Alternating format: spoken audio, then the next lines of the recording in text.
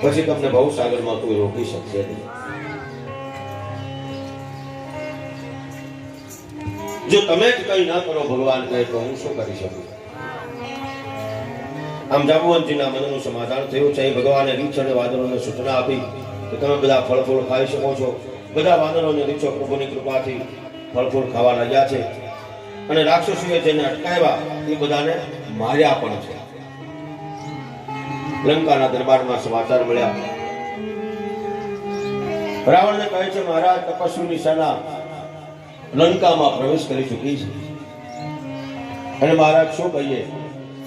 સમુદ્રને બાંધ્યો, સેતુની રચના થઈ. રાવણ એકદમ અકળાઈ ગયો. સાગર બંધાયો અને દસે મુખે બોલી ગયો. રાવણ માટે એમ કહેવાયું હતું કે જ્યારે તે દસે મુખે એક સાથે બોલી જઈશ કે સાગર બંધાયો ત્યારે તારું મૃત્યુ 10 દિવસમાં થઈ જશે. રાવણ બેંકી ગયો છે. મંત્રીઓની સૂચના લીધી શું કરવું. તપસ્વીની સેના પાદરમાં આવી પહોંચી છે. મંત્રીઓએ બીજી વાર પણ ખુશામત કરી છે. રાવણ રાજ દરબાર છોડી રાજમહેલમાં પધારે. મંદોદરી પગમાં પડીને રાવણને સમજાવે હે પતિદેવ, હજી મોડું નથી થયું. લંકાનો વિનાશ તો બચાવી લો પ્રાણનાથ, સહાર રોકી દો. મને આપનું આમાં હિત જણાતું નથી.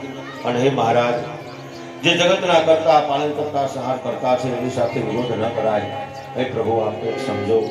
મંદોદરી સમજાવે છે કે જેના નામ માત્રથી સેતુ બંધાય એની સાથે વિરોધ કરીને તમે શું પ્રાપ્ત કરી શકશો? પુત્રને ગાદી સોંપીને ચાલો આપણે પ્રભુ ભજન કરીએ ના. પણ રાવણ હાસ્ય કરી મંદોદરીની સાથે શિખર ઉપર નૃત્યશાળામાં મનોરંજન માણવા માટે જતો રહ્યો છે.